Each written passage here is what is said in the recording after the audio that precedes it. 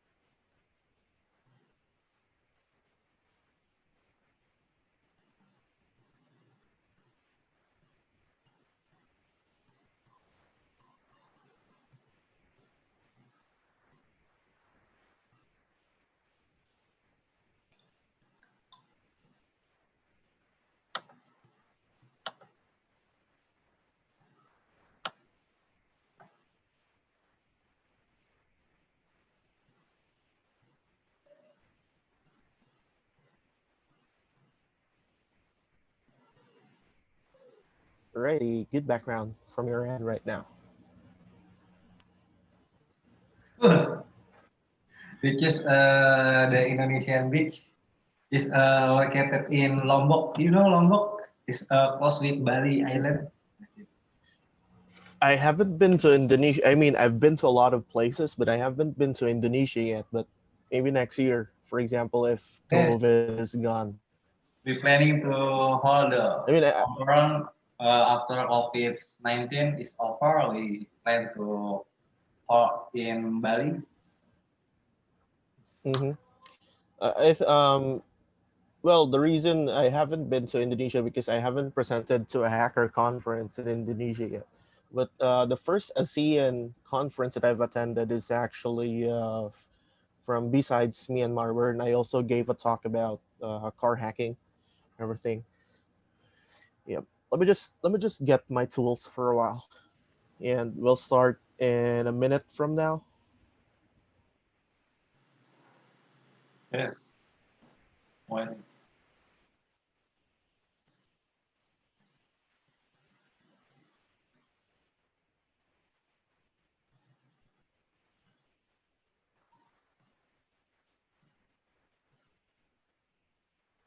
Sure if this is visible, but is the cluster? But I think I'm gonna remove the background when I try to demo because it's not clear. If I do a demo, yeah,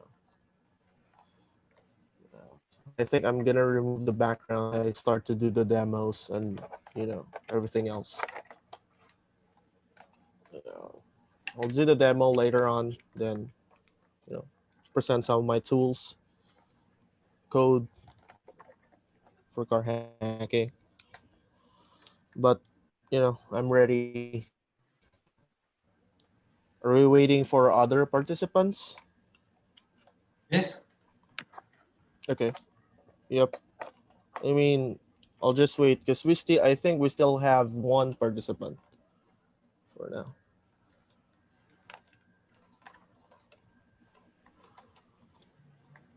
Okay.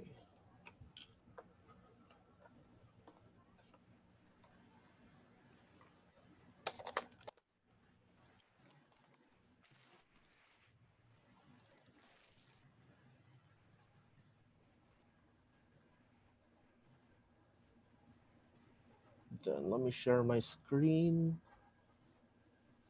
Yep. It seems like I can't share my screen from my end. Okay.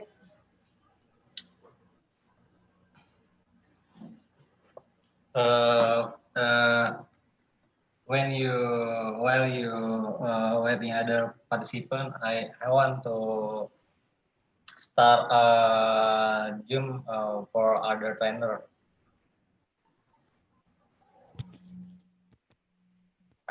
What was it again? Come again? Yes, I need to start the session for other trainer.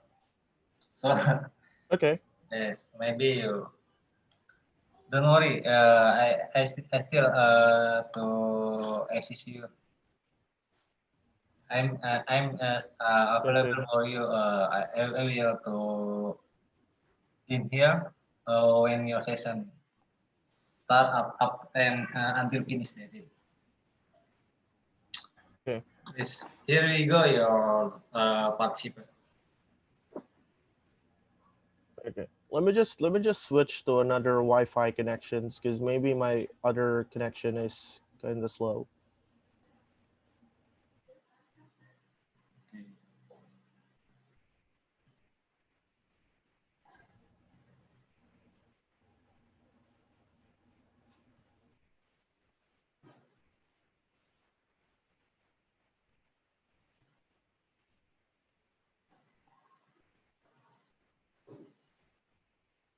All right, I think we're good now because you've been cutting off a while ago, so that's why I switched to another of my network device.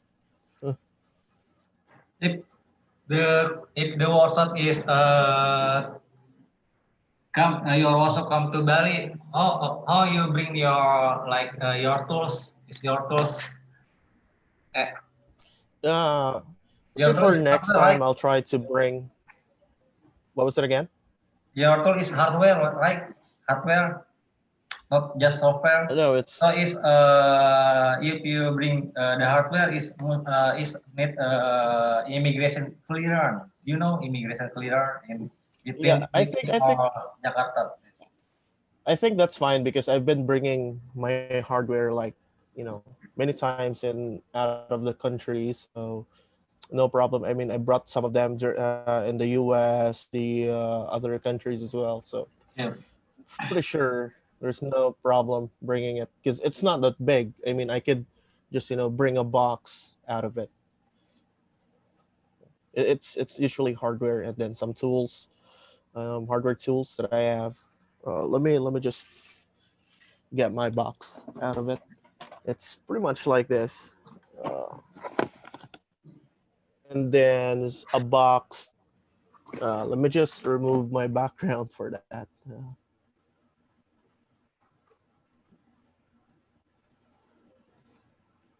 Okay. So basically, it's like this, and then uh,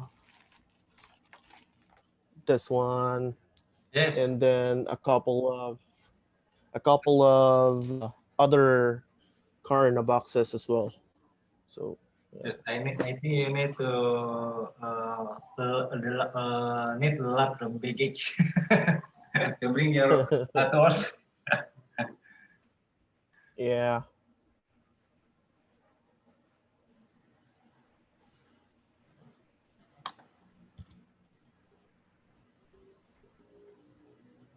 Wait, let me just change it to the Zoom background image that we have.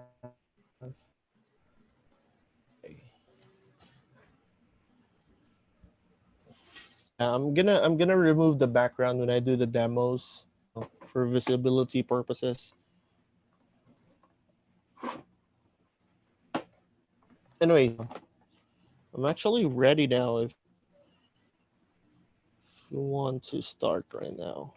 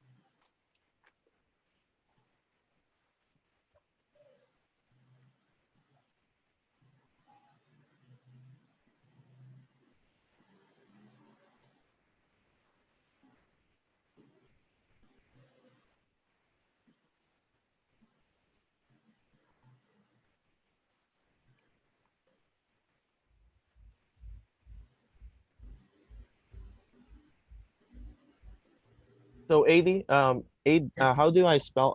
How do I pronounce your name? Is it Adi or Aid? Yes. Uh, eh, I have been to work in Kuala Lumpur, Malaysia. In Malaysia, my friend in my office, in the office, they call me Yosman Yes, because man. I Is have, that I? because my name is Eddie Yosman. That's Mhm. it. Okay. My name is like look like Spanish. Oh yeah. Yes, that's it. Same is in Philippines is my name is look like a Spain name, Spain. Mhm. Eddie Yeah. Yosman. Yeah.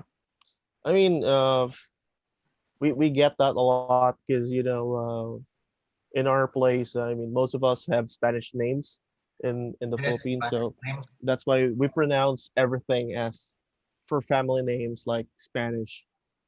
Because we've been colonized by Spain for like more than 300 years, so that's why. Yes. So I make you co-host. All right. Yes.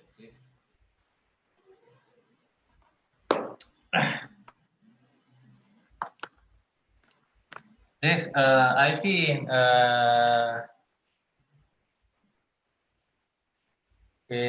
Philippines so many Philippine have a Spanish name. Yeah, we do.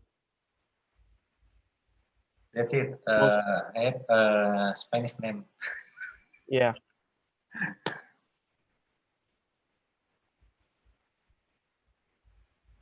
Mm, all right. Let me just share my screen. Don't worry Is it? about the number of participants because Mhm. we can publish your workshop in our YouTube official OAS Indonesia. Mhm. Don't worry about the number of participants with join your workshop. We have to publish your workshop to publish to YouTube. All right. No problem with that. I mean, it's not about number of attendees actually. It's everything that I can do for the community. No problem with it. Okay.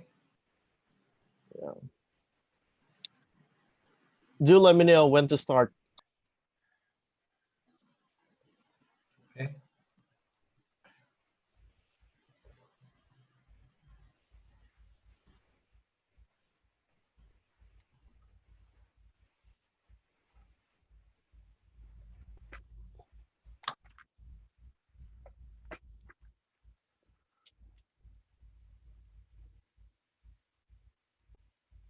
Sorry.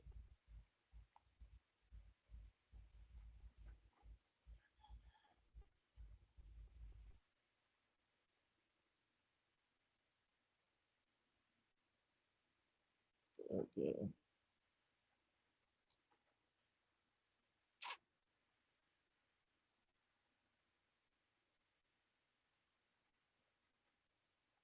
So 80. Should I start my talk now?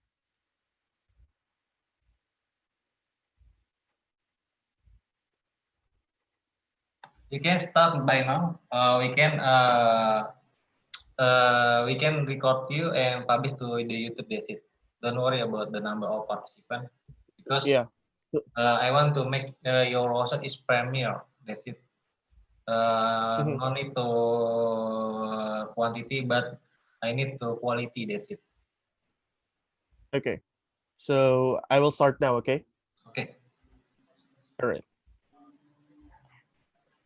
Okay. Let me just present my screen, and I think we're good to go now. So this is the car hacking village for OWAS, AppSec Indonesia, and it's more about getting started with Canvas hacking. My name is Jay Turla, aka Shipcode, and I'm part of the Car Hacking Village, and also uh, I'm part of the CFP reviewer for RootCon and also one of its organizers. So who am I? I'm a security ops manager from the Philippines at Bugcrowd, and I'm a RootCon goon or CFP review board. I'm actually that Filipino on virtual cons with roosters in the background. Sometimes that's why you can hear roosters right now. Um, it's because of the pandemic, so that's why we have virtual cons. But I travel a lot of places during security conferences like DEF CON, um, Black Hat, and also other conferences like NALCON, Myanmar, or TCON, and other conferences. I'm also one of the main organizers of the Car Hacking Village in RootCon and the Philippines. We have the hashtag CarHackVillagePH, and you can see um, my biography and my bio, my short bio, and the carhackingvillage.com/about, and you can see the founders and the contributors for the Car Hacking Village there. I'm also a Metasploit contributor or auxiliary and exploit modules. And like I said, I travel a lot and I speak at local and international conferences like RootCon, HitCon, DEFCON 26, OWAS Seaside, which was in Goa, India, DragonCon in Hong Kong, SARCon, besides Myanmar, then Bugcrowd Level Up, NALCon in India as well, PHCon and TCon. I'm also a member of the AdVulcan CTF team. We qualified for the Hackasat finals. We were at the Hackasat finals, but we were not. I think we placed fifth in the finals. Sorry. And then we're I'm. It's an event during the DEF CON Aerospace Village, but it was remote, so it was kind of hard, like touching base with other members. So I hope next year we could play it on site again for the Hackasat finalists. So for those of you who don't know what Car Hacking Village is or CHV, the primary goal of the Car Hacking Village is to build a community around discovering weaknesses and exposing vulnerabilities that could significantly impact the safety and security of all drivers and passengers on the road today. So we educate security researchers on the functionality of vehicle systems, coupled with providing them with the opportunity to gain hands-on experience working side by side with experts in this field is a plus for the attendees. So let me just admit some people who are in the waiting room right now. Okay. Sorry for my cough. It's not COVID, it's just cough. So big revelation for next year in the Car Hacking Village, Philippines at RootCon. We will be showcasing an actual car aside from test benches and simulators we have from last year. So just like DEF CON in the US, specifically Las Vegas, they actually have cars during the Car Hacking Village sessions.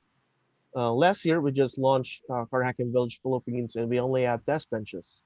But next year, if COVID is gone, we're gonna bring a real car that we're gonna show people how to hack it, how to tweak it, how to do an ECU performance test, how to sniff the canvas, and also how to hack it, um, just like what you see in the movies wherein they tweak the car. Okay, but not what you see in the Fast and the Furious, which is actually kind of like fiction already. This was taken during the Karakin Village in DEF CON. I was the one who took this one. So they actually have actual cars. in the venue, and all aside from the ones that I picked. So this is a sample of a test bench. This is actually Ford. And then from the right picture, you can see a lot of ECU and also microcontrollers, which this is actually part of the CTF during the CTF.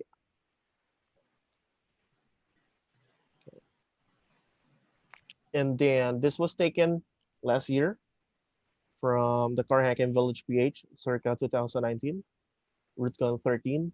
And we have test bench ECUs and also ECU simulators, virtual ECU simulator, virtual instrument cluster simulator, and then we also have real clusters. And then we have anomaly detection system brought by Iron Money and Nickel Bogam.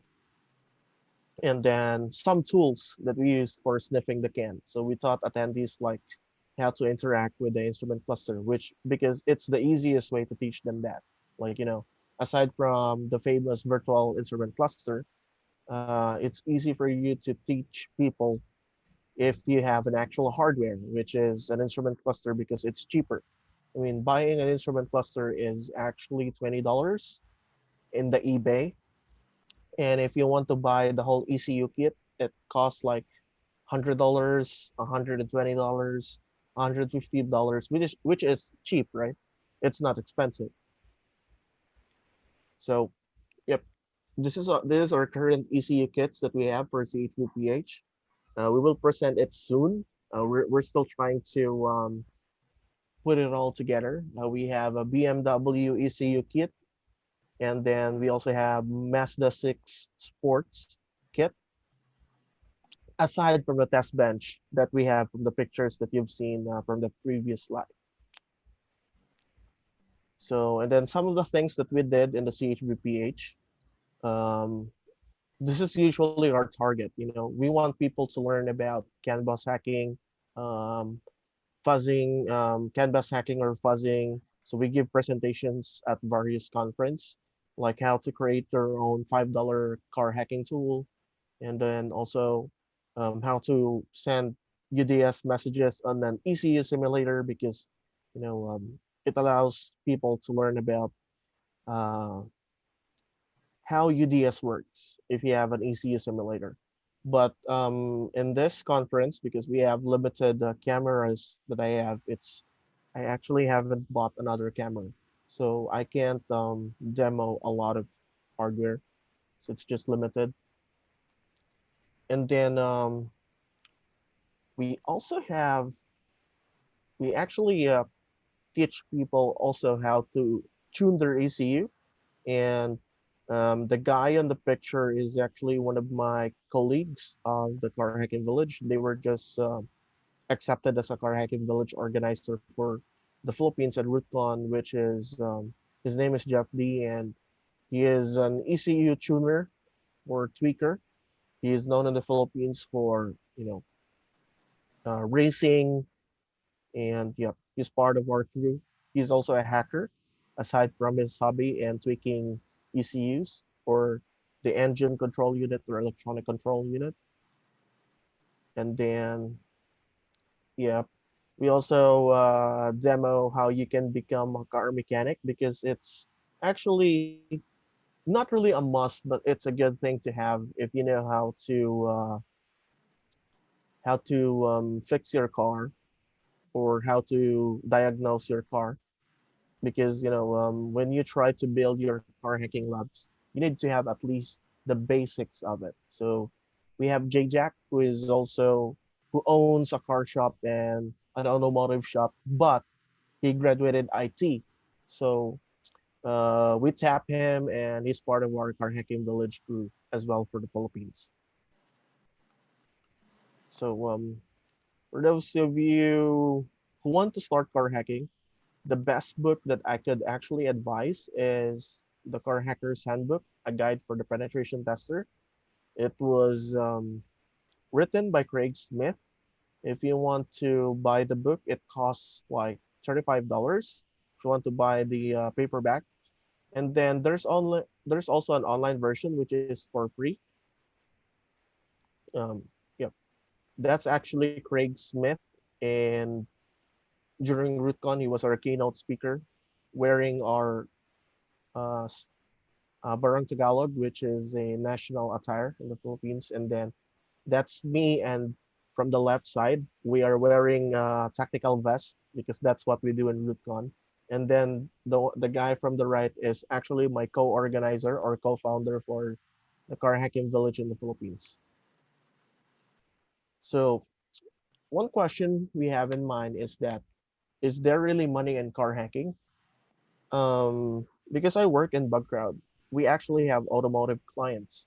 We're in what we try to do for them. Don't get me wrong, I'm not an automotive security expert, but I have a knowledge in automotive security because we actually have bug bashes wherein we invite hackers to hack our clients. And then what I do is that I try to validate their findings with the help of automotive companies or car companies.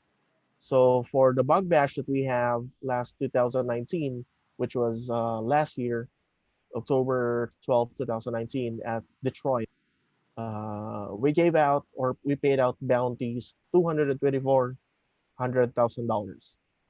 And I was actually there as well. I've seen how you can actually uh, send messages in the car, even though there's firewall on it, and how to trigger the brake lights, something like that. And there were also some hardware hacking that's been going on, presented by researchers. So it was really fun, and I've been involved in bug bashes. So I always visit the U.S. because of the bug bashes. Like I come to the U.S. from time to time if we have events like this because I'm actually the one leading for the bug bashes or triage in car hacking. Right. So next up, um, these are the common attack surfaces by Craig Smith in his book, The Car Hacker's Handbook. When you say attack surfaces, think of it as an entry point for hackers. So in a house, take for example, if you're a thief in a house, um, what are the attack surfaces for a thief to enter your house? You have the doors, you have the windows, um, unauthorized, exits, or probably the fire escape that you have, fire exit that you have. So it could be an entry point for some thieves or robbers. But if you're a car hacker or if you want to hack the car, you have entry points called attack surfaces. And you have the cellular, which is external. You have the Wi-Fi. We have the Bluetooth, the TPMS, the KES. We have the infotainment or the nav console. When you say infotainment, that's internal. Infotainment is what you see from your car. And we just pause this for a while. I've actually presented in DEF CON about hacking your infotainment. And if you, I've actually shown my POC on how to hack and mask the infotainment system. And there's a video. Let me just find the video for that. Yeah, this is this is an infotainment system. That's what I did. So that's the POC. So I created POC of the SH file. Right. Yeah, that's this is the video. So I apologize for the chicken in the video. Yeah, this is the one that I did, so you can see the file. Just watch the video. Okay. Yep. So the video Yes, says, I see the video is it looks like demo with USB, right?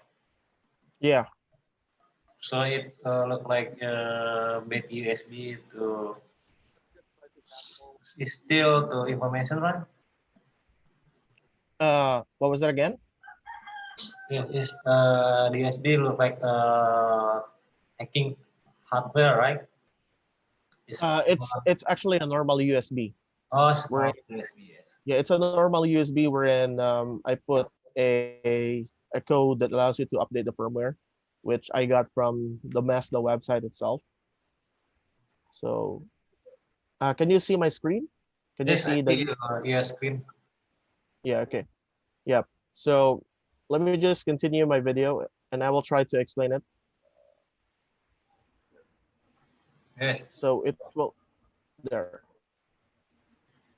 So I think from the shell script we have the echo command. So yeah. So basically, I'm actually executing uname space minus a, which is a Linux command from the car, and yeah, that's the shell. This is the shell script that I've actually written on the USB, which because I've seen from the firmware or update firmware that allows you to check the config for your car. I saw a shell script, so I've overwritten the shell script and modified it from my own. But that's just the if you want to know more, you could watch the attack surfaces um, from my talk. But for this talk, we're actually focusing on the CAN bus. But this is actually one of the entry points for car hacking. I mean, hacking your car. I started doing infotainment hacking before I ventured into CAN bus hacking. So yeah, let me just present it again. So, Adiosman, do you have other questions for that? Oh, Okay. Yep. And then we have the USB, you have the OBD2 connector, and then you have the CAN bus splicing. So let me just show you what an OBD2 is. Let me just remove my background filter so that it's clearer. Okay.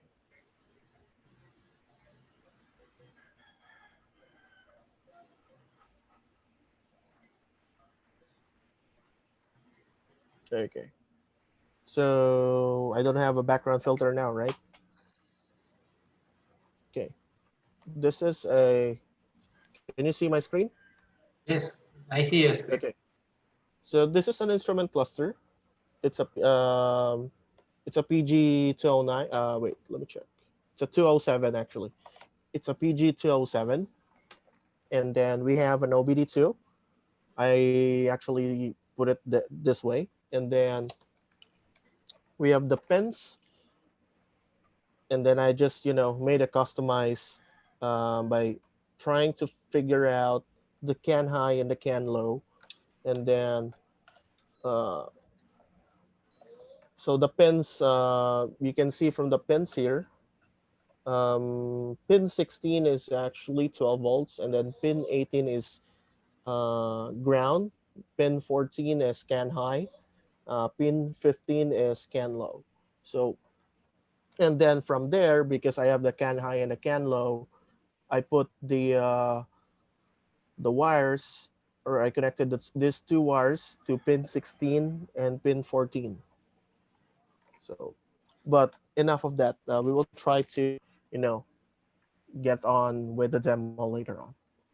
And this is a sample of a CAN bus sniffer. It's a P1 Mashna. And then the board that I have, I actually give this for free, but um, because I'm not in the actual conference. So when you see me in hacker conferences, please do let me know, and I'll try to, hand this out to you because I have a lot of this at home here.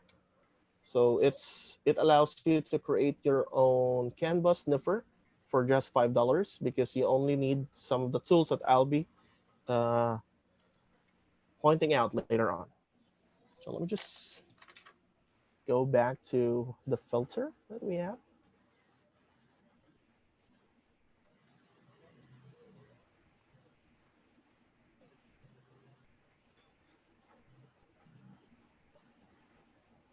All right. So let me continue.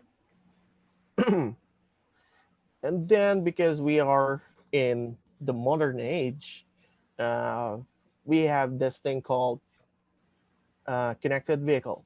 And this is the attack surfaces of a connected vehicle. So I would like to give credits to ArgusSec for this one. And then basically your attack surface could be the radio, the body controller, locks or lights, etc., the transmission control unit, the engine control unit, or the ECU, and then you have the airbag control unit, your tire pressure monitoring system, you have your radio and infotainment system. So as what you can see, there's cell phone, there's USB, just like the one that I presented, and then you have the vehicle to vehicle communication or V2V, and then we have the telematics. So telematics is a module in the car wherein it allows you to interact with your car as long as you have an app to interact with your car.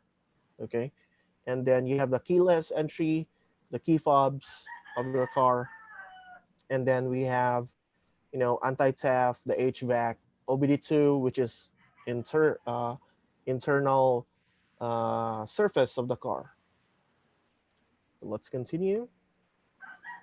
So, what are the sample attacks carried out on the attack surfaces? So you have CAN injection or controller area network injection attacks.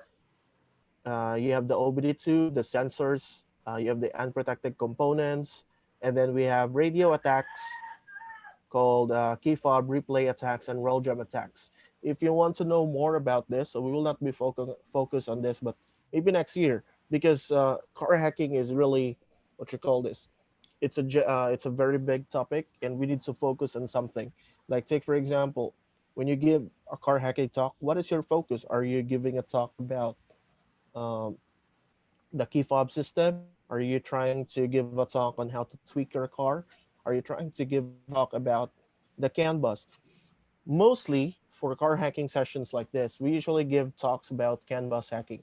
But later time we will try to talk about how to hack your key fob for older cars, because right now there's a thing called rolling codes for cars, and it's protected for key fob replay attacks, but not for roll jam attacks, which allows you to DOS someone who is sending the key fob. And then we have hardware attacks. The problem with hardware attacks is, let me just admit someone. Okay. The problem with hardware attacks is that it requires physical access, so you need to open the car. Okay, and then basically you could see side channel attacks, connecting to the UART or the debugging ports of the car. But this is the ECU or the hardware that your car has. Um, we usually reward this kind of bugs as well for bug crowd, and but it's not what you see in the movies wherein you start the car right away. No, because this is a specific hardware that you're gonna solder or you're gonna figure out what can you see from that. Okay, and then we have IoT hacking on infotainment systems. You have the FMS or the fleet management system or the telematics. Like I said, telematics is a module which allows connectivity. So that's the reason why Nissan Leaf was hacked before. Nissan Leaf is an electric car. It's common in European countries, wherein there was this guy together with Troy Hunt. They tried to sniff the app of the Nissan Leaf, and then from there, using Burp, they were able to figure out that there was this certain endpoint that allows unauthenticated users or non-authenticated users to actually use that endpoint to start or to start a car, and they actually fixed that right now. Okay, so the exploit path for that is a certain endpoint, and as long as you know the VIN number of the car, you can control certain cars that are connected to the telematics, and then the VIN number. It's not just random Nissan Leaf cars, but they already fixed this one. And then we have web and mobile attacks on certain endpoints. So because you have infotainment system, it's possible that the infotainment system is actually running on a web service or web server. And from there, you could actually try to attack it. Or when you update your firmware for your infotainment or radio head unit, um, it actually connects to a server. And if you try to sniff that, maybe you could try to, um, what you call this, try to tamper the firmware that it has. And then we have DOS, denial of service attacks, and memory corruption, which actually is part of the Bluetooth, Wi-Fi services, and other services that your IoT devices inside the car. So these are sample attack surfaces. And I've actually created a demo for, no, not created a demo, but created a scenario in the talk that I have for DEF CON, which I showed a while ago. If you go through that, I've actually talked about how to do a denial of service on your head unit by sending um, malformed strings on an infotainment system. But this does not work on certain. I mean, on all infotainment. It's just certain infotainment system. And in fact, I've seen an attack wherein an attacker used a hack RF, and then from that hack RF, he sent malformed strings to the radio unit, and then it caused the radio unit to hang and, you know, spit out some information. So it's really a good attack. I've seen that one last year. Okay. Okay. Now, you said that, okay, how can I interact with the car if um, if the OBD2 or if the can is inside the car? Well, you don't need to to worry for that sometimes, because if you rip off some of the components of the car, they're actually wires. And you see, can travels at there's a voltage when a can travels for the can high and the can low. So you need a multitester, and then you just measure the voltage of 1.5 volts, and you can see that that's where the can is traveling. So it's sometimes you don't need to rip it off. Sometimes you just need to go to the back of the car, for example, and then rip off some of the brake lights, or maybe if there's a wire exposed from the brake lights, you could interact with a cat and possibly start a car or open a car. So um, it's not just the radio hub or the key fob system or the immobilizer that you're gonna interact if you want to start or open the car. So can also be an entry point. Okay, right. So just so you know, airplanes and your motorcycles have CAN too, but it's actually kind of good. The reason for this is to reduce the number of interconnecting wires from control panels in the flight deck to system computers in the avionics compartment. Airbus deployed CAN bus. So this is from the A380 application. Okay. These are the common protocols that your car has. So the data control. You have the LIN, you have the CAN, and you have the flex ray. So for the LIN, which is lower, it's a 40 kbits, uh, and then it's only one wire. So it's for the body electronics, mirrors, power seats, and accessories. Now for the CAN, you have two wires. You have the CAN high and the CAN low, and then there's the powertrain, which is the engine, the transmission, and the anti-lock brake system. And then you also have the flex ray, which is 10 Mbps, and then the wires could be two or four. It's a high performance powertrain safety. And in fact, you could also control the adaptive cruise control or the steering control of the car or the steering wheel of the car. For more reference or info about this, you could read the link below. Okay. Does anyone have any questions so far before I proceed to the next slide? Going once, going twice. Yes, I have a question. I All see right, your sure. slide is mentioned with HRF, right? What was it again? Yes, I see your slide is you in this slide you have to mention about hacker app. HackerF. Yes, Yeah, hacker that's app. HackerF. So Right. you use hacker app to hacking the car, right? You can't actually do that right now because of the rolling code. So you need another device to DOS someone who is sending the signal. So it's not just HackerF. Because That's for the key yes, fob system. And then there's there are a lot of security features right now. You can't just do that right away. So you need to create you need to do a role jam attack. And for you to do that, you need to have another device, for example, the yardstick one paired with HackerF. And Sami Kamkar actually has a video about it, a good video that is actually very good. And he's the inspiration. He's one of the inspiration in, interacting with the key fob system and also hacking your garage doors. Okay, and are any of you guys familiar with Flipper Zero or Flipper One and Zero? Any? Right, it's actually a new device that allows you to interact. It's not yet. It's actually on Kickstarter, and you can actually open your car with that one.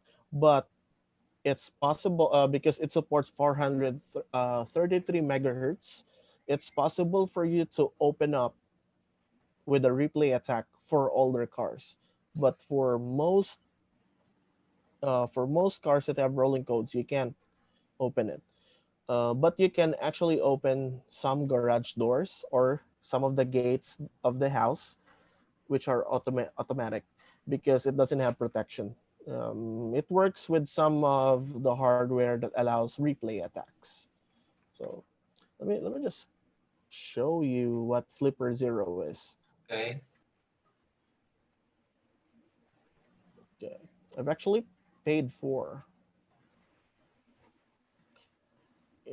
Tamagotchi for hackers. So not sure if you've already bought this one, but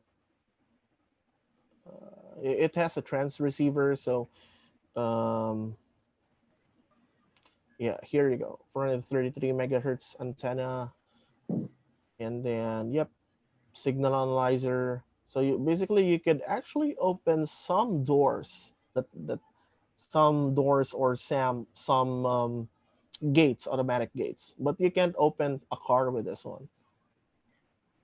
Let me just right.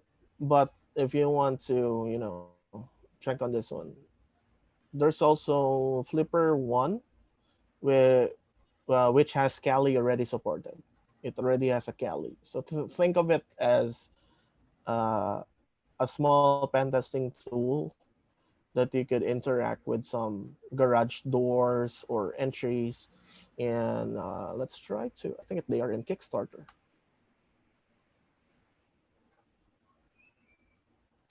I've actually paid for this one, but they haven't did development yet, but it will be available soon.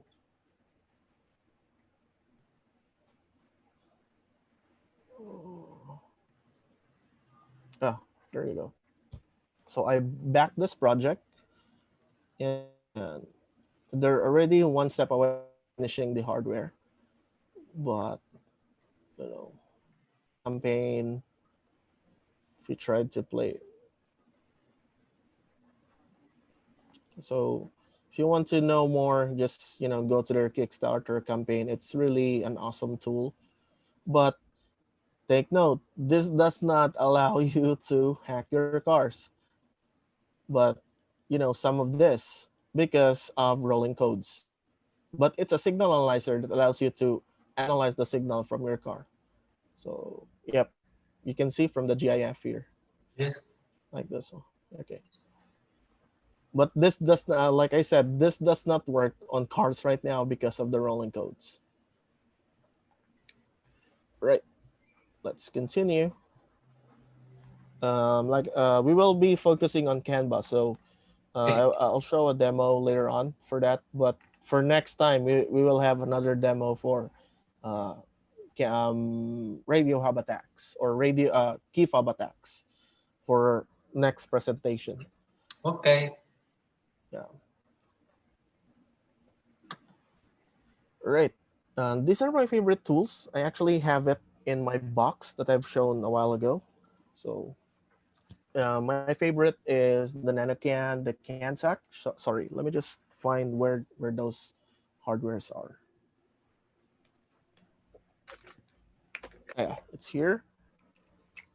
So you have the CanSac, and then you have the STM32 Can Sniffer, and then you have the Value Can 4. Um, NanoCan, you just need an Arduino. Let me just show my screen again.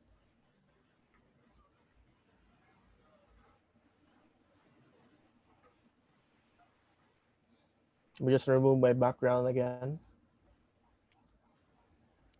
Okay. Can you guys see me? Can you guys see this? Yes, I see. Yeah, this is a NanoCan. Oh, And then, all right. So basically, this is another version that I've prototyped. And you just need a Arduino Nano and then an MCP 2515. And then, connect the module. And then you have something that you could connect to the OBD2. So like this,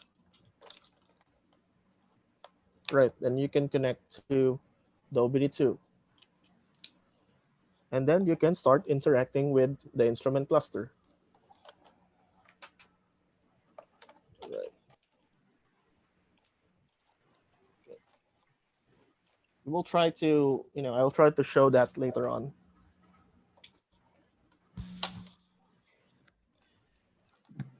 Then I have some videos as well for this. So just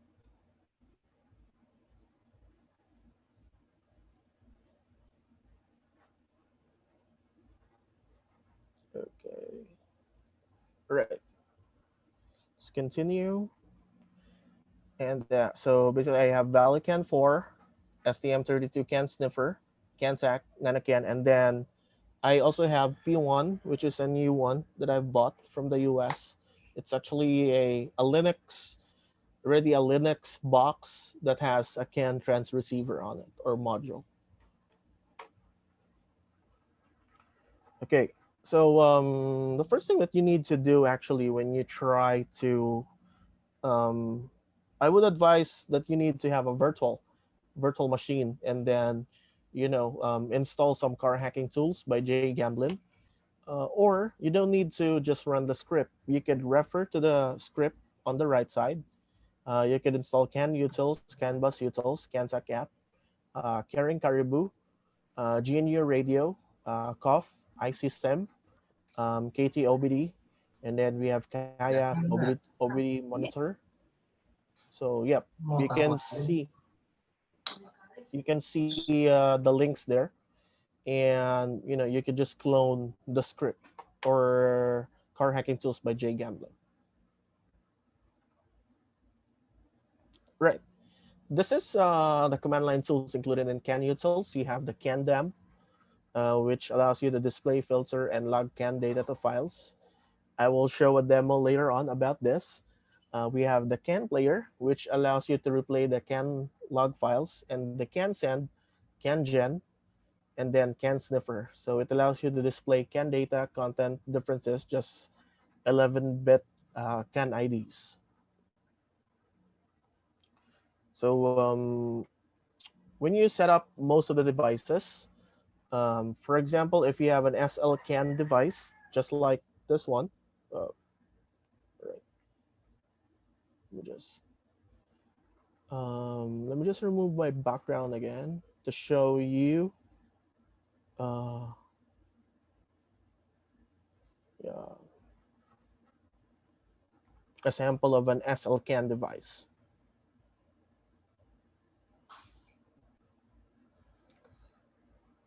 This is a sample of an SLCAN device, right? This is another SLCAN device from TechMaker. This is an SLCAN device called Cantac. And this is actually not an SLCAN device, but another version of um, this one. This is still a nanocan, but you know, for this nanocan, you just need an Arduino Nano and then MCP2515. I give this out for free. So, like I said, if you spot me in Hacker Conference, just for $5, you could already have your own car hacking tool. Just an Arduino Nano and an MCP2515. Okay,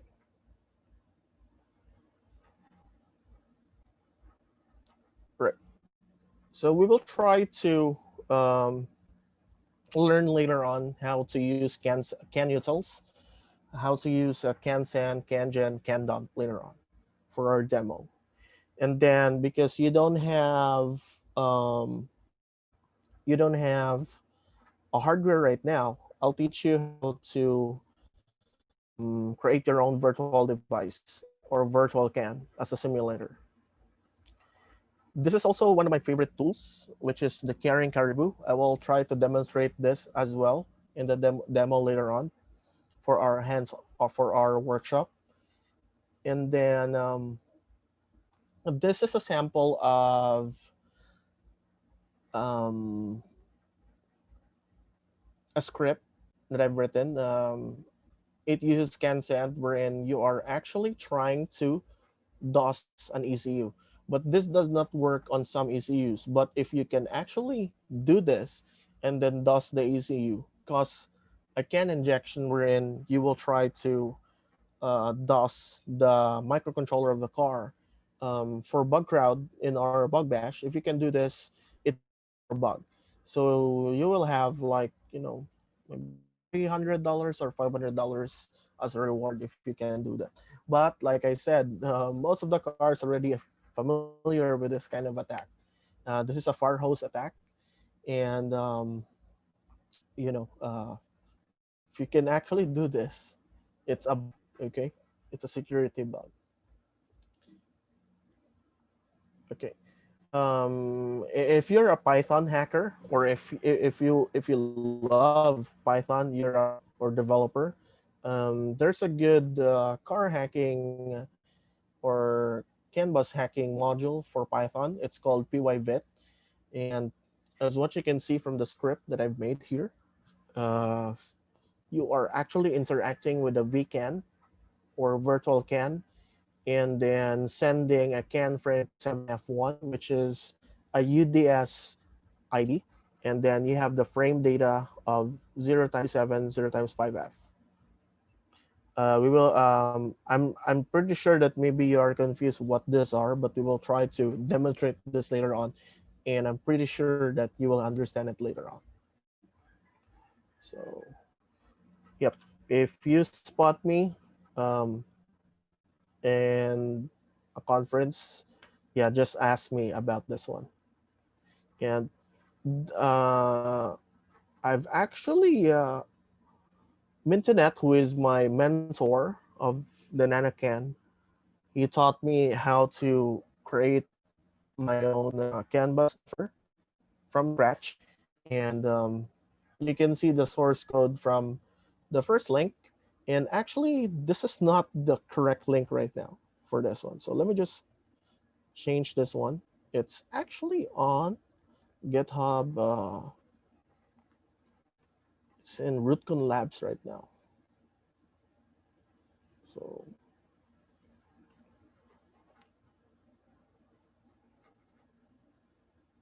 there.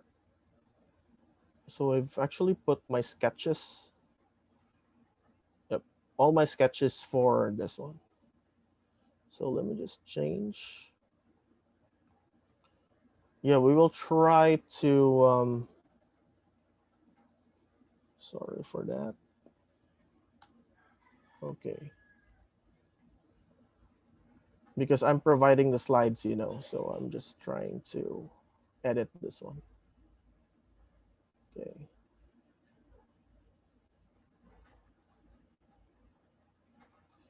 Okay. We'll try to talk about this later on. This is a um, sample source code, but let's try to go to Arduino. And if you have the Arduino Nano, um, you just need to, once uh,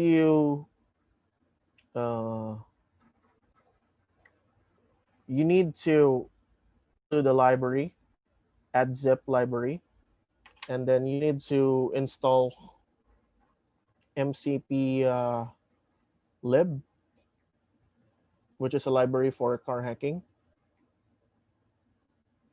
So just download the zip file, and then after that, you need to click on Sketch, then go to Include Library, and then add the zip file.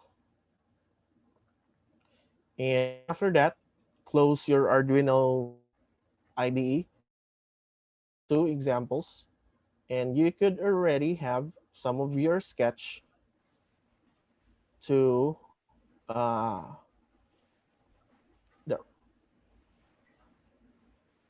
like how to create your own sketch with this one.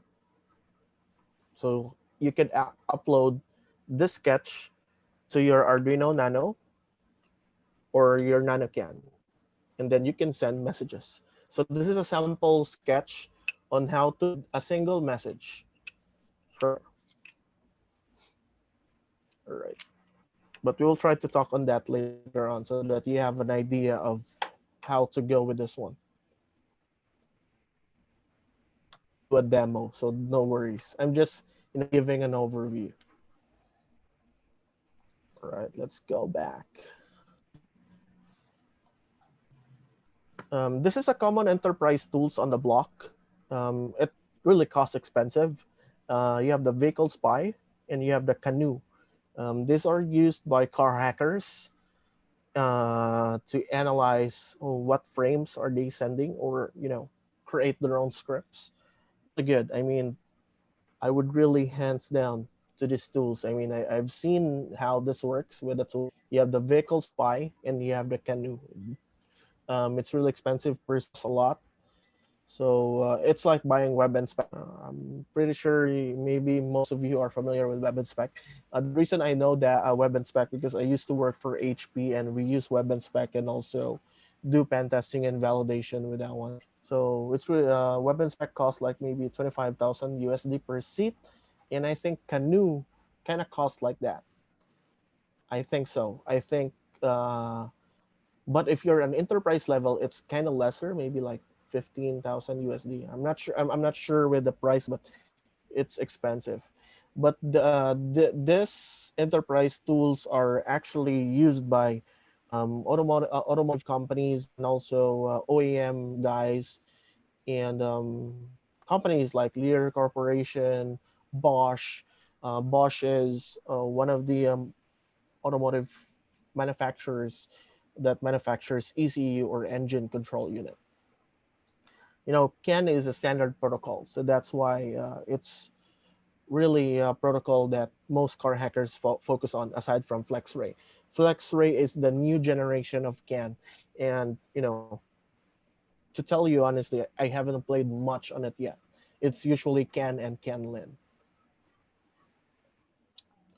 I am actually a Metasploit dev as well.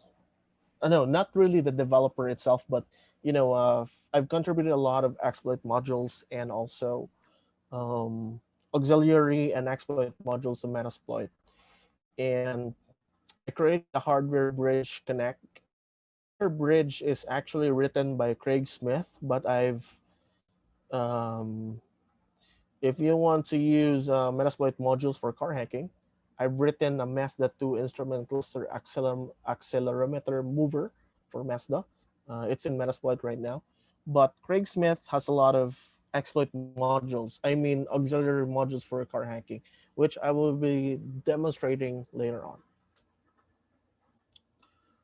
We will have a demo time. Before that, Aid, can you give me 10 minutes for a simple break for our attendees so that we will go to the demo later on? Yes, you can Right. show your demo. Yep.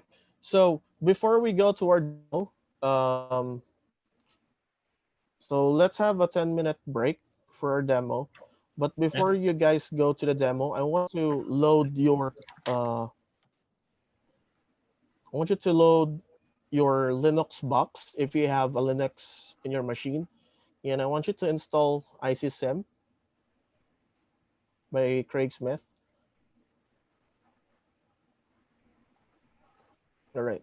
So I'll provide the links in the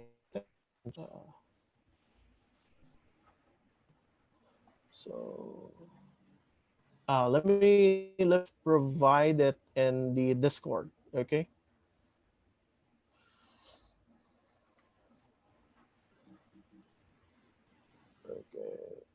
Okay. This is Mister, you can show in this Zoom. We have chat in here. Just press oh, press it is there? in here in this Zoom. Press. Oh yeah, I can see it now. Yeah, sometimes it's not that clear on the screen, but Yes. yeah. All right. So Or that's an instrument cluster simulator. And if you have a PS4 controller, if you have a PS4 or PS5 controller, you can actually use that one to connect. Um, I'll show a demo later on this. So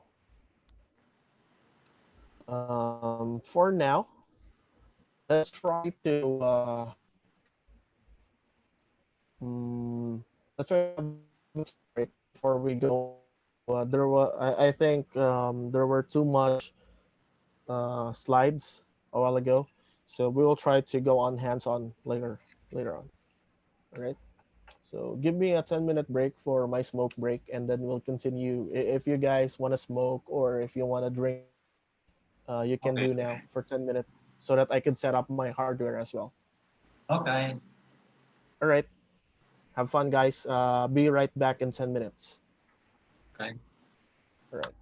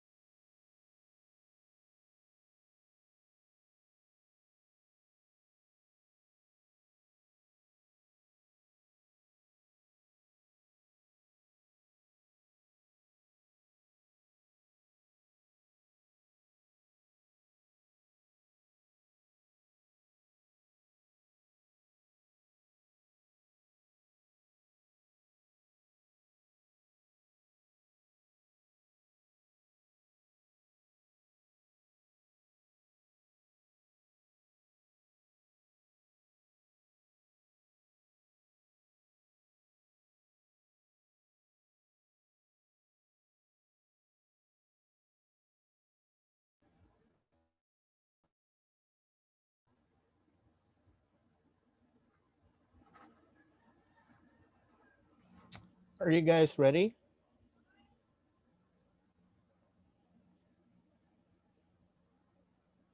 Where's Aid? Yes. Hello, Aid. Okay. I'm actually ready now.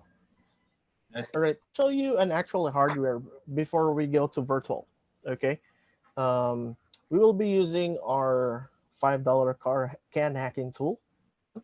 So I've plugged this one. This is Yes. the nano can. Okay. And then I have just turned on the instrument cluster. Uh, there you go. This is the instrument cluster. And this is the OBD2. Okay. And let me just show my screen on how we try to sniff what's inside this device. Okay. So let me share my screen first. Okay.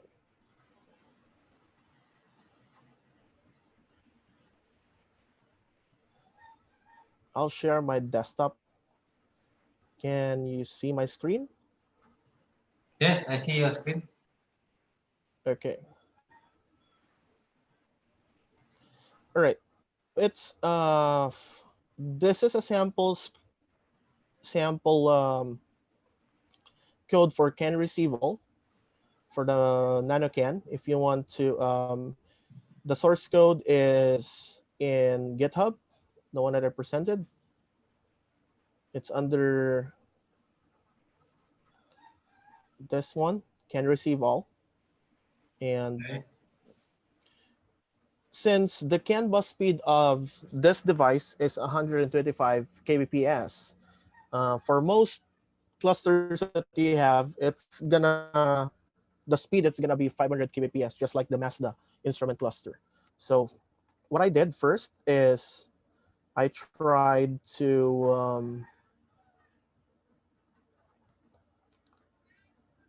change this one to 125 and then uploaded the sketch to this device. So let's try to upload. Make sure you configure it to Arduino Nano under the board should be Arduino Nano and the processor is 328. If it doesn't work, you can switch to the old bootloader. And then because I'm using Mac, I have the USB serial 14140. And then after that, upload the sketch and let's see how this goes. So let's try to um, open serial monitor. Okay, we have the MCP loaded now. I haven't plugged my MCP 2515 yet. So let me plug this one to the OBD2 device and let's see how it goes.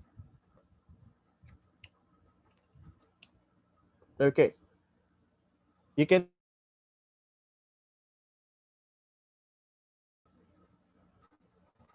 okay. Can everybody confirm that they can see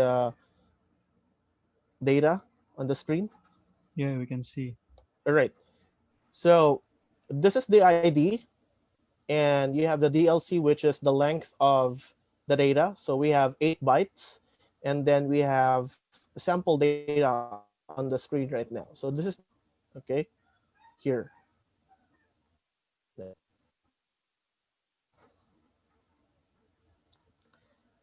I will try to change my sketch. Okay, let's try sending messages now to the CAN. Okay, the standard message in fuzzing your IAC cluster is B56. So we will try to, okay, wait a second. We'll just remove the cluster. Okay. This is easier. The demo should be easier if it's like, if it's really uh, on site. But I'll try my best. Okay. So I'll stop my screen share. Now I will try to present again my desktop. Okay. I will try to use CanSend. Okay. So I have Mazda 2 RPM fuzzer, and then I have the PG207 fuzzer that I've written.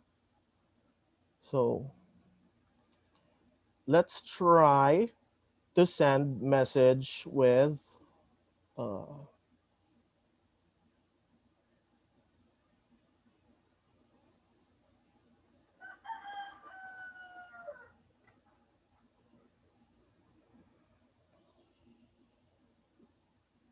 right, let's just copy this one.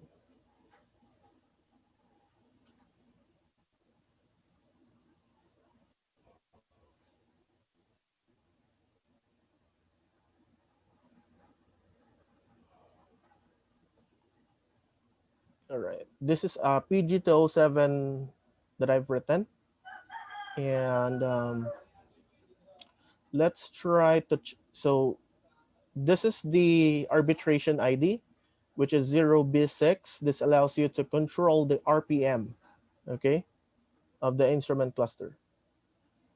Let's try to upload now the sketch.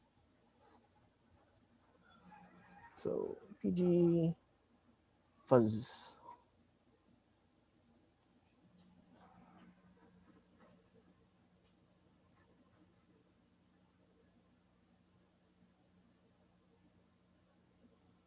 All right, we are now down uploading. So let's try to plug the Arduino Nano to the OBD2 port of the instrument cluster.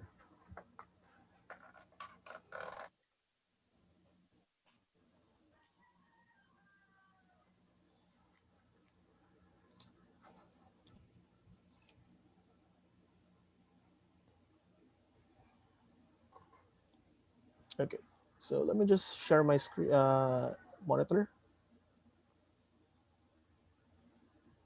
All right, so let me just do a reset. So I was able to send some messages, and let me share what it's currently doing right now. Sorry, just fix. Okay, so it's sending the message, and I'll try to share the video. So can you see what it's doing right now? It's moving, right? Yes. It's trying to. Okay, let me just reset it. Actually moving. So try to reset. Okay.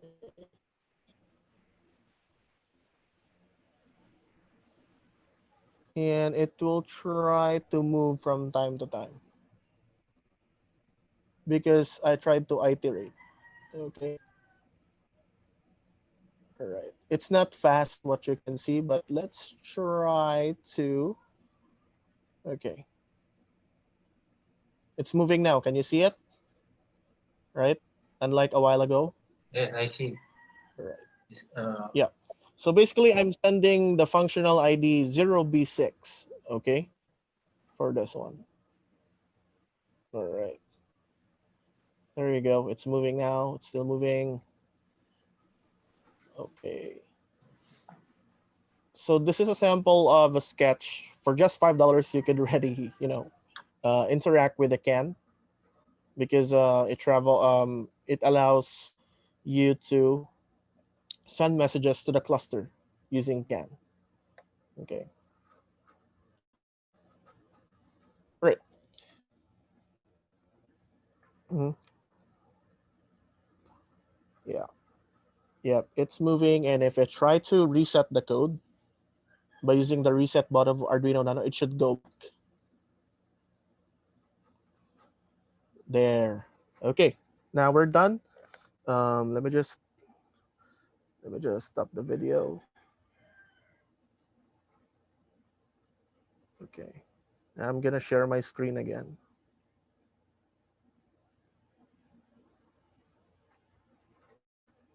Okay. Right. That should be. So I'm trying to, yeah. So what you can see, this is what I did. I tried to iterate it, and then that's why it moves slow because of this. I actually have more videos about this one. So I want you to guys to see an actual video.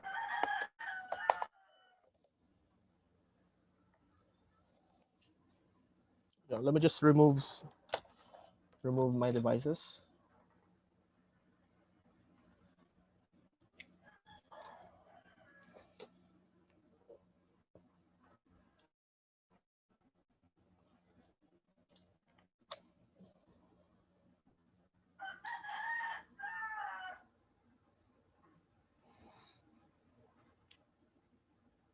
Yeah.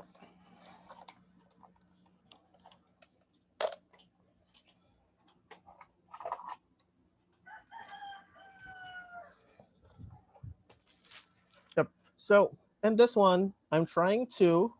The ID is on. Can you see my screen? Yes, Anybody can see? I see your Okay. screen. All right.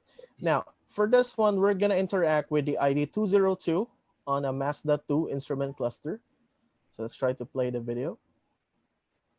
It's still the same code. I'm just changing the value to 202 because that's how you send messages to the RPM and the speedometer of the instrument cluster to a Mazda. Do you have Mazda cars in Indonesia? Yes, we have Mazda. Yes. Is Mazda Yeah, it's really available in Indonesia and PG? yeah. Is PG. so is Okay. Yeah. effect I love. so is this exploit RPM? Okay. Yeah. This is not an exploit. It actually allows you to interact with the Okay. RPM of your car. Okay, of the Mazda car. So there's my code right now, and there you go. It's moving, and the speedometer is also moving. So, so yeah, I have a lot of benches at home, but I also own an actual Mazda as well. And here you go.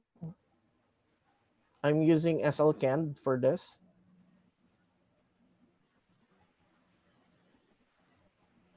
Arduino Nano, and using Cantac Okay. and PG. So I'm trying to fuzz it on different angles by sniffing and also sending messages to it using Cantac and NanoCan.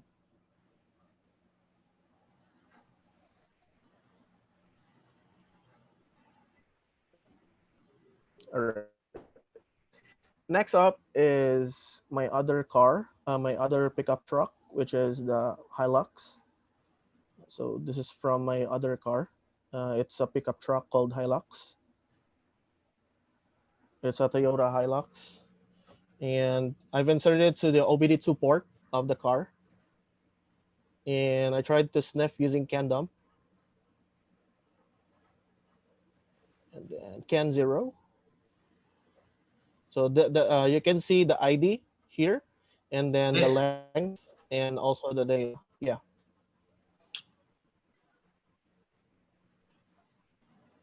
It's kind of noisy because pickup trucks are really noisy. And then I'm using Can Sniffer to filter out the data of the car. Oh, yep. Yeah. So I love this Hilux because in the Philippines we have roads that have holes, so that's why I prefer pickup trucks than driving Mazda Sports. So yeah. Anyways, all right. So that's it, and From there, you can see the fuzzer. Okay. All right. Next up, we'll have this one, the instrument cluster that I've been talking about a while ago. So after, you know, I want to teach people from their own, you know, how to interact with a CAN, even though they don't have the device. So let's try to just log into my Linux machine on a virtual. All right.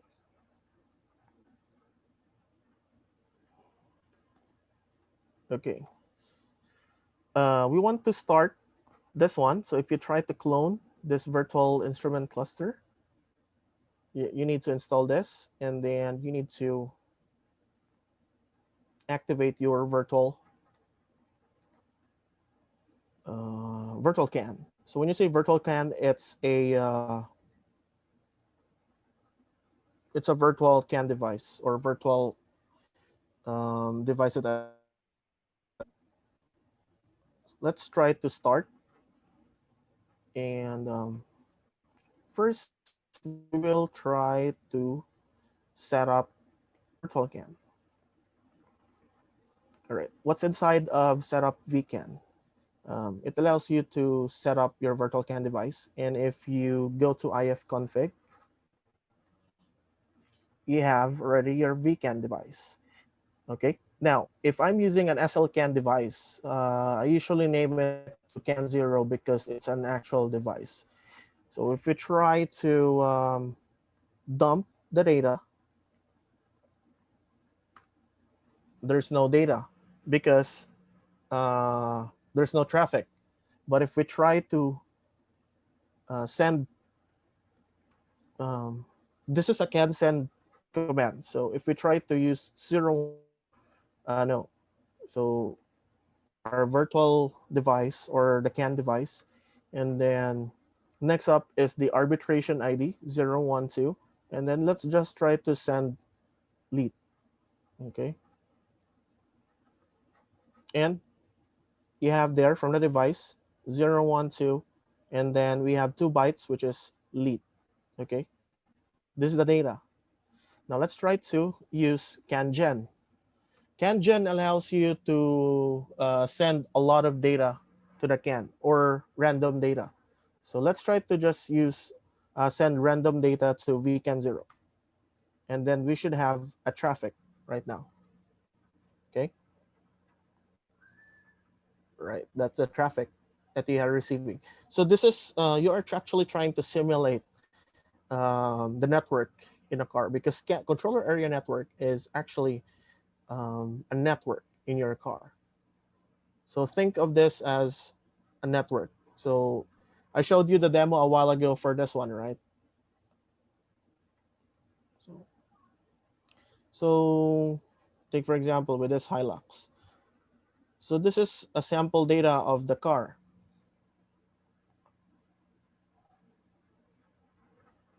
So that's I tried to sniff the CAN bus of a Toyota Hilux. Right. Now, in this demo, we are actually trying to simulate a network traffic from the car. So let's try to quit that and have an actual virtual traffic. So let's try to start ICSIM. So there's a what you're gonna do is you need to start the instrument cluster simulator. So ICSIM vCAN0.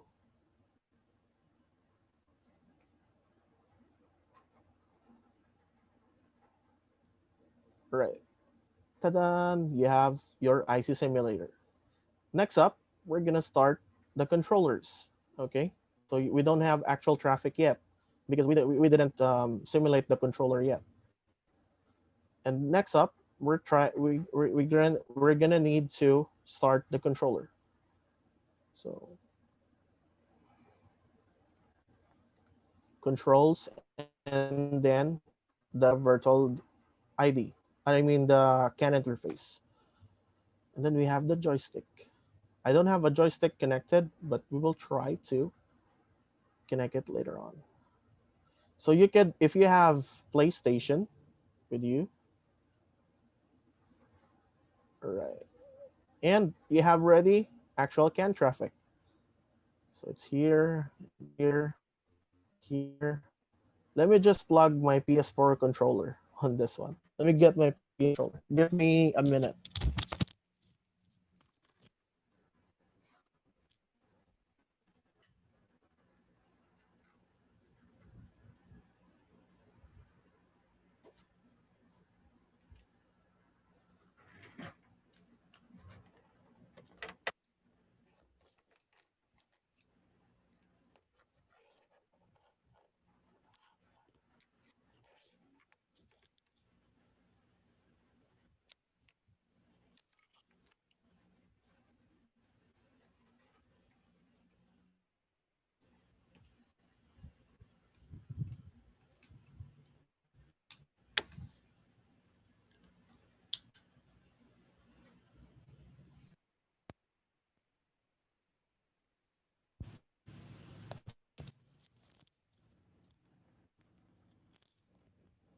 Can you guys see my screen still?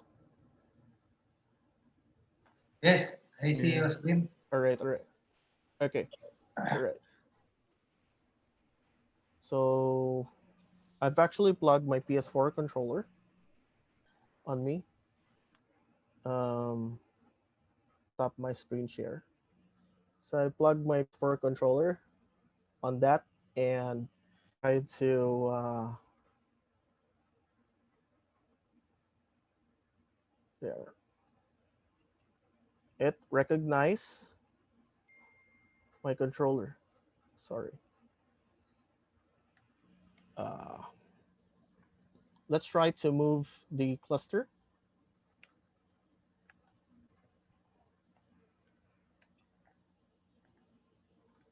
Oh, wait.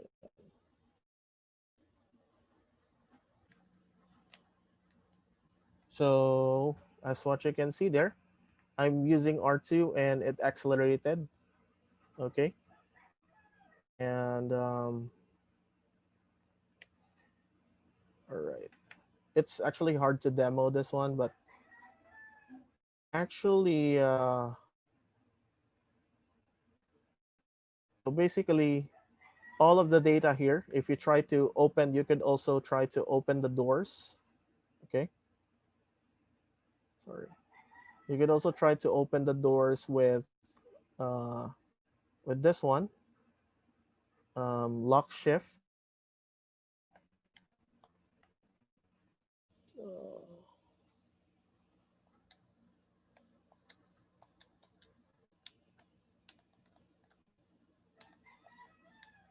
Okay. What you can see here is, let's try to use scan sniffer so that it filter the data. Minus C, vcan 0. All right.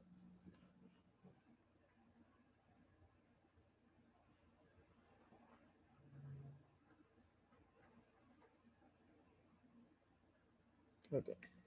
When we try to move with left shift, okay, there's a new data that's actually registered to here. Okay, and then when we try to move this up again, there's a new ID that's actually iterated as well. Now, if I try to accelerate, there's also a new ID that's registered there. So from there, we can actually try to repeat the signals that was sent through this one. Okay, can actually try to repeat, and then also by using can send. So it's gonna take time to actually read the messages because of the screen, but you can actually send messages like, for example, vcan 0, and then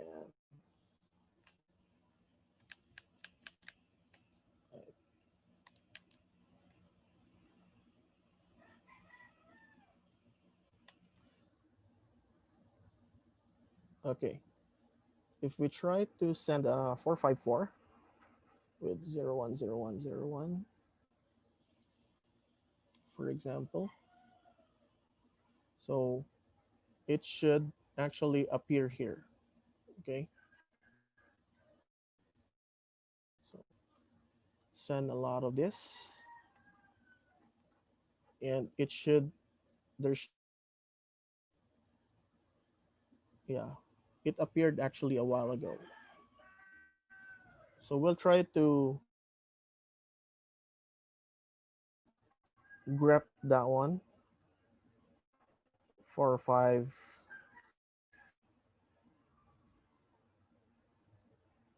All right. These are the messages on 454. So let's try to send this one. Just send 1337 again, again, and again, and again. Here. So what you can see, it's in the traffic, right? So there's a lot of things. If in fact, if you want to,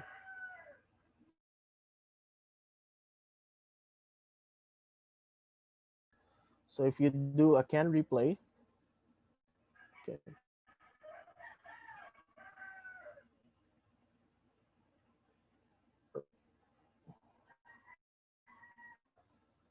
should be can can player, sorry. So let's try to can dump.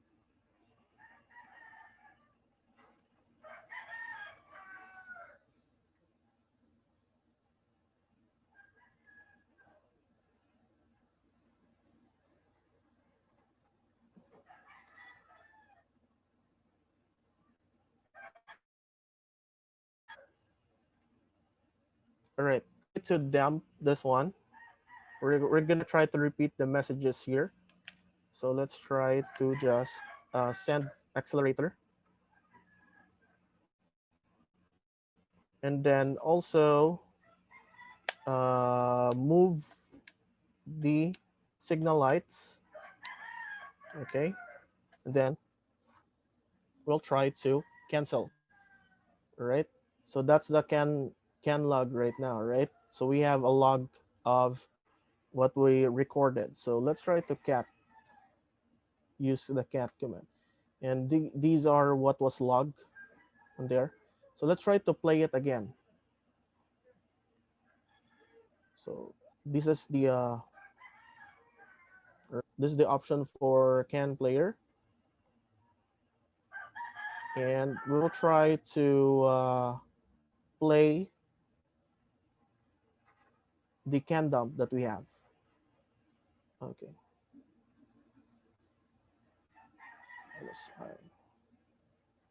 Sorry.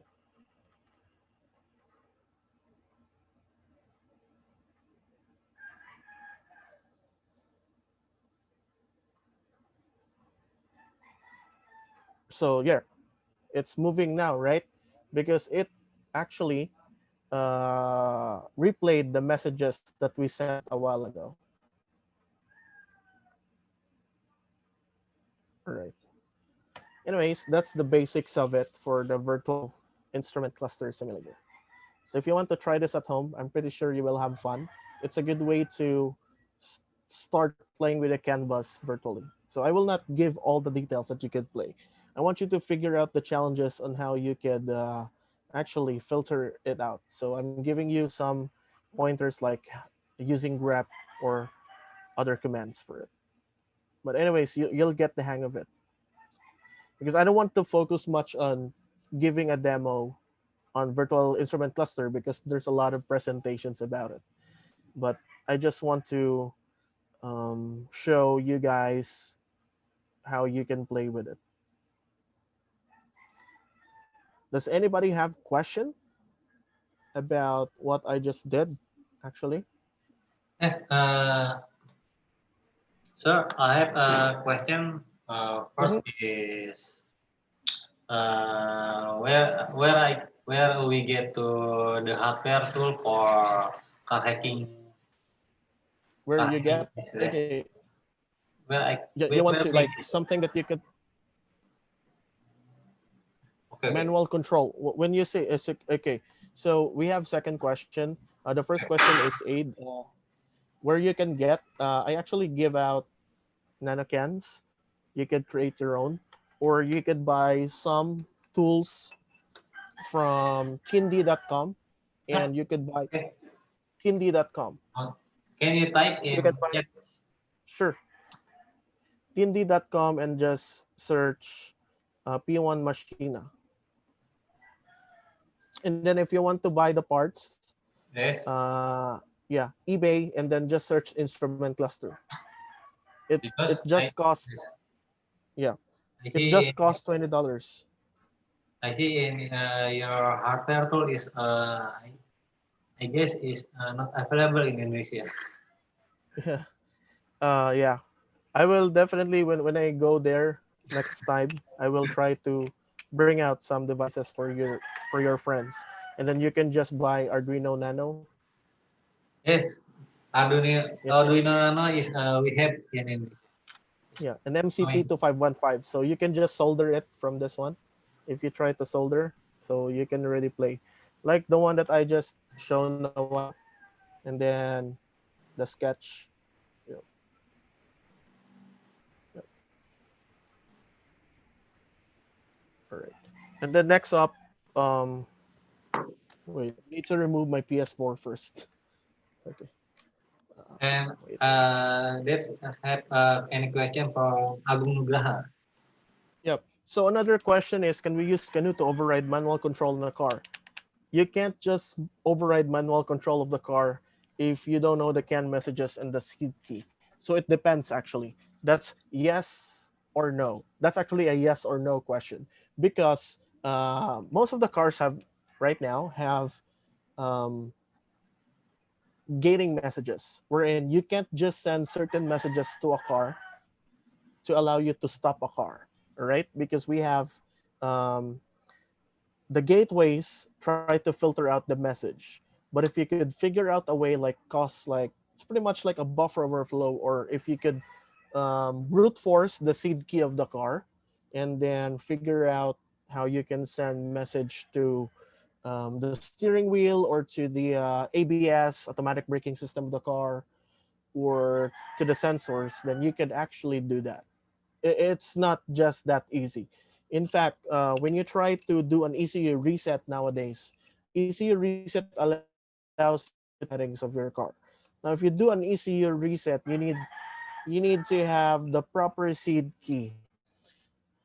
In fact, if you need to also pump the airbags of your car, you need to know the simple algorithm bags. But there's a Metasploit module for that. So I'll show you. So I'm still sharing my screen. I'll share my screen. I haven't demonstrated how to use Metasploit module yet for cars. So okay.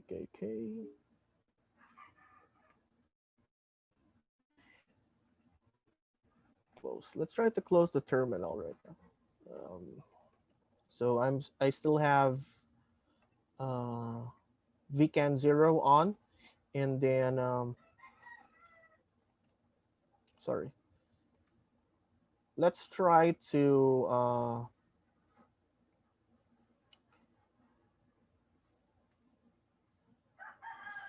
up a UDS server. So UDS server is also this one. It's created by Craig Smith. By the way, this guy is the founder of the one of the founders of the Car Hacking Village, and also one of the guys behind my inspiration for car hacking. So I've met him a couple of times actually, and he came to my talk of last year. So UDSIM is actually a UDS simulator or ECU simulator. No, this is not the one. It should be UDS. Okay. So this is a UDS server, and it allows you to emulate a car on a diagnostic mode. So let's try to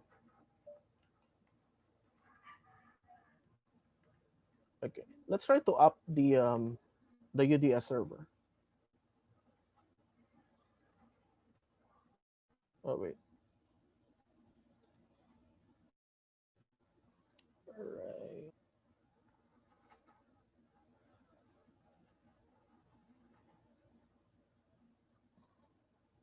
Let's try to change it to weekend 0 and just name our VIN to AppSec Indonesia.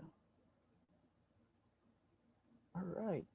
Now we are running with a virtual simulator. Okay, virtual ECU simulator.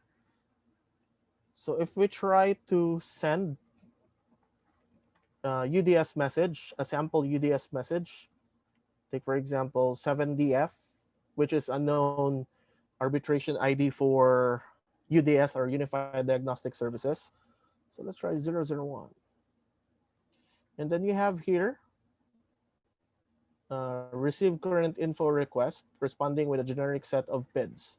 So it tries to, let me just turn on the can dump right now. Let's try to log that one. And then send, can send weekend 0, and then 7DF, and then the data 0101. So what you can see, there's a reply for 7E8. So 7DF, this was what was sent, and this is the reply message, which allows us to know the number of PIDs of a car. So responding with a generic set of PIDs. So the PID is we have 1 to 20 PIDs of the car. So another tool that I love is actually Carrying Caribou. Before we move on to the Metasploit module, this tool allows you to fuzz unified diagnostic services of a car. So let's try to run it. And then, right. And use the module UDS, then discovery, UDS minus H. So there's a sample usage for that one. Let's try discovery. We will try to fuzz the diagnostic services that this simulator has.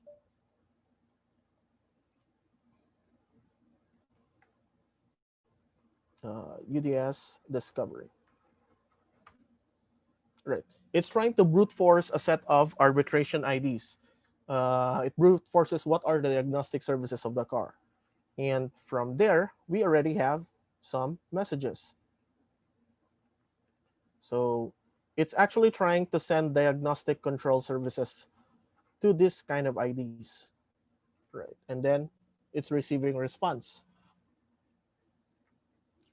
That means that this cluster, or I mean this ECU, has 3 diagnostic IDs called 710, 7DF, and 7E0.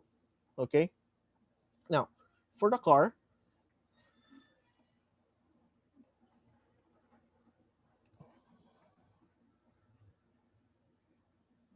all right, you can see here the number of, you can just refer to here about what you can do with some information. So take, for example, ECU reset. So if you do 011, 0 times 51. Okay.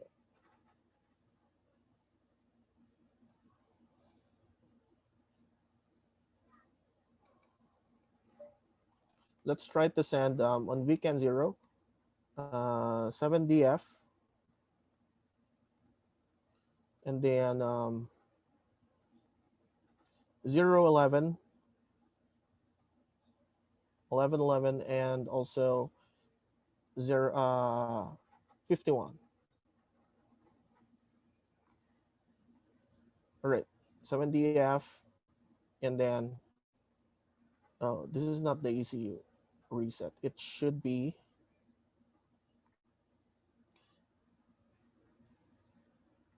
the page of this one should be, this is the request. Oh, this is the request ID, SID, and the response SID.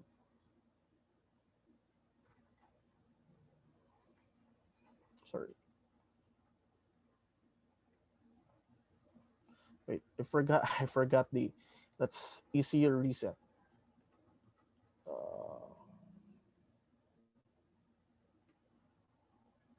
mm, there.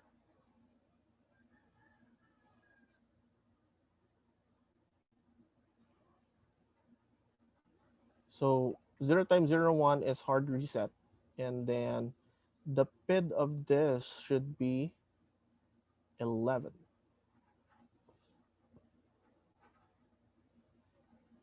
Let's try.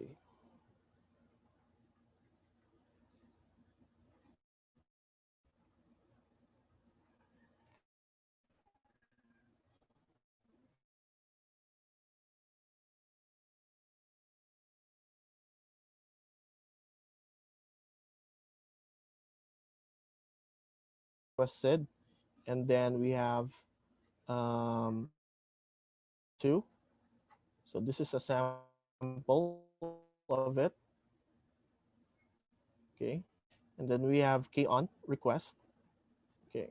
So let's try to do this 0, 0, 1. So I actually forgot one. There. We have a sample easier reset that was sent.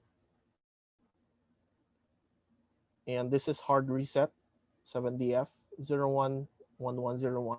And if we do a 02, that's also an ECU, which means that's actually a K off and on reset. Sorry, I forgot the I should put 1 and 2 on this one. But anyways, that was kind of embarrassing, but at least we get the hang of it. Right. Now let's try to turn this off. Let's do exploit that I'm talking about. Oh wait, I need vcan 0. So anybody familiar with? Most of us are familiar with Metasploit, right? So if you have Metasploit installed, I've prepared a script that allows you to connect to the hardware bridge of the car. So let's try to run MSF console -R. Let me just clear the screen. So this is the hardware bridge connect resource script. Let's try to run Metasploit with the script.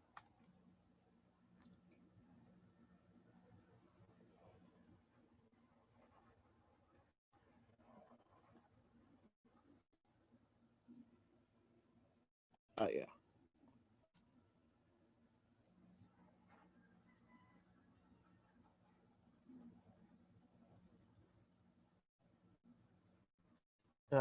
My Metasploit is acting up. Let me just start. Yeah, I'll fix that later. But let's the importance that we have is we need to start the Metasploit console. So we are currently connected to the car. I mean to the virtual CAN device. So if we try to go to sessions, you have there this one and session -I1. So we are currently connected to the hardware bridge. And if we go to help, we actually have some bus config on this. So take for example, if we try to go on status, we have the uptime of our virtual CAN. So how do you try to how do you use Metasploit modules? There's actually a couple of automotive Metasploit modules. So if you try second screen,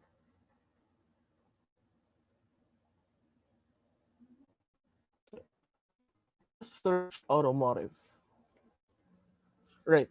These are the Metasploit modules that we have. There's scan flood. So if you run can flood, it allows you to actually flood the can. and you need to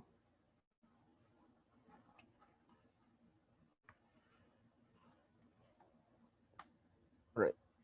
So there, it's trying to flood the can with a set of random IDs, and it's done. So if you try to, this does the one that I've actually written. It's it's officially in Metasploit right now. So what you can see here, JTurla. Let's try to run this one and what it actually does.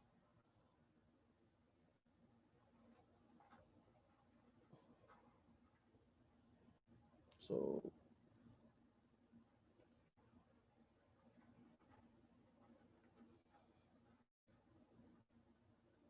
all right. So it moved the accelerometer and the speedometer. So take for example, what it is actually sending is this one, and it actually moves the accelerometer to the highest position that it has, or highest speedometer and highest accelerometer. We also have a couple of um, things here. Take for example the Malibu hit. So if we try to go to info, this causes, wait, this is not the one. Yeah, it's here. So it's written by Craig Smith, my idol. It's a simple sample temperature flood for the 2006 Malibu car. So it overheats the temperature of your car if you try to run this one. So let's see how what it actually does to the CAN bus. So if we try to run that one, all right, and it's actually messages. Arbitration ID is 510. It has 8 bytes, and then this is the data. All right. Next up, we have,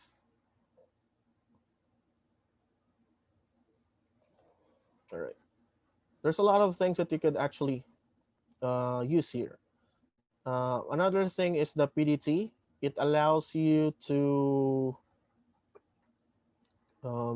here, I'll show you the info.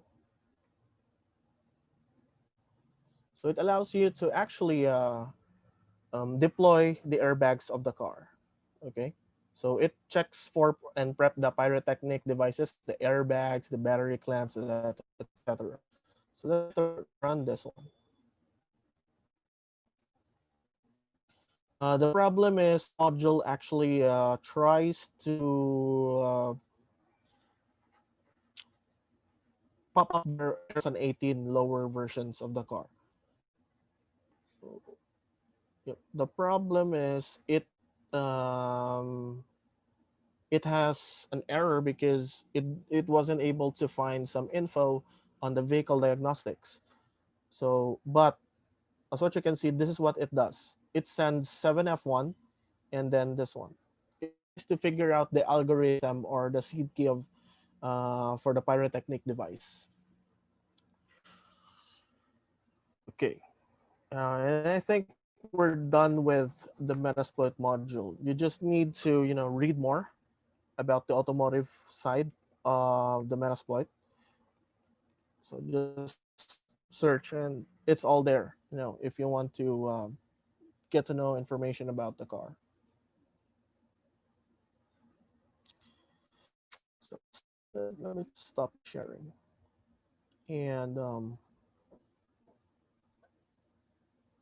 continue with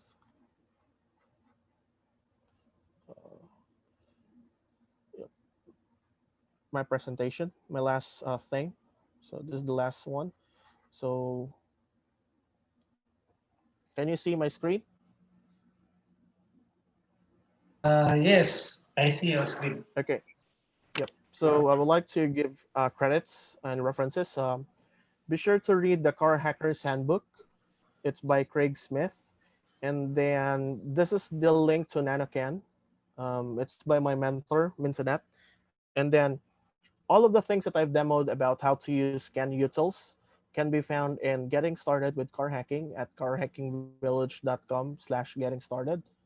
And then if you want to read about more about Canvas with hands-on fuzzing by Ian Tabor, who is my mentor as well. He is Mintonet and Ian Tabor are one person. There's a YouTube video about that. I would like to give a shout out our Hacking Village, Craig Smith, Ian Tabor, Car Fucker. Car Fucker is one of the founders of the Car Hacking Village. His real name is Robert Leal. He helped me a lot. He was the reason why I bought ValueCan 4. Um, he was also the reason why we have Car Hacking Village, Philippines, because he was the one who agreed and blessed us that or allowed us to have Car Hacking Village here in the Philippines. And then my friends Fronders, the TechMaker UA. TechMaker UA are the guys who made the SL Can, the can sniffer based on STM32. And then we have ASRG, which is the Automotive Security Research Group. And then, of course, my friends from ASRG Singapore. Their car hacking village leader is actually a girl, Alina Tan. And then I would like to name some of my friends as well in the car hacking village community. We have Specters, he's from the US. Jamie, who is my co-founder of the Car Hacking Village Philippines, and Semprex, who is the founder of RootCon, the premier hacking conference in the Philippines, and also our godfather of the Car Hacking Village in the Philippines, because he supplies us with a lot of support and also, things that needs to be done during preparation for the Car Hacking Village. And I would also like to thank the organizers of the AppSec Indonesia for me to, share my experience about car hacking and automotive security. To Aid Yusman, who's been, great help in chatting with me in the Discord on how to, start my training. So, um, God bless to also you. Selamat, Aid Yusman. Yes. Yeah. Selamat siang.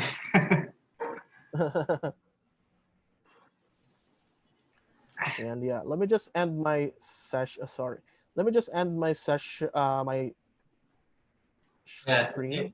Can you share your slide in Of my chat? That's it. Your slide. sure.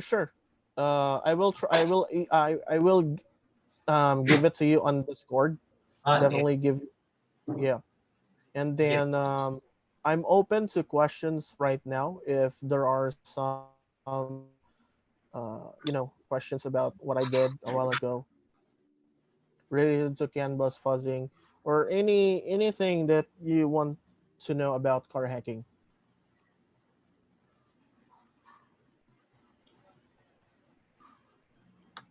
No. Your background aid is actually it's like in the Philippines because we have mountains like that as well.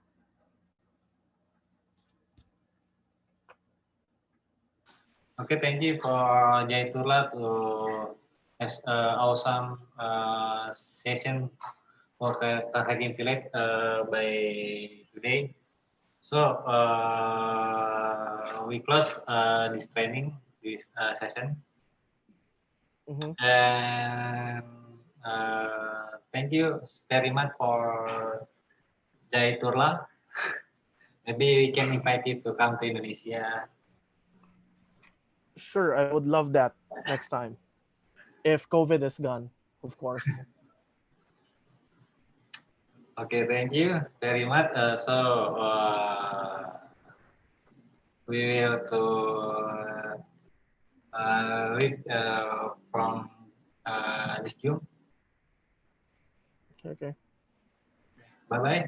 Bye you all. Bye. Thank you. See you in the next chapter. Yeah, sure. I would love that. Anyways, thanks, and I'll sign off right now.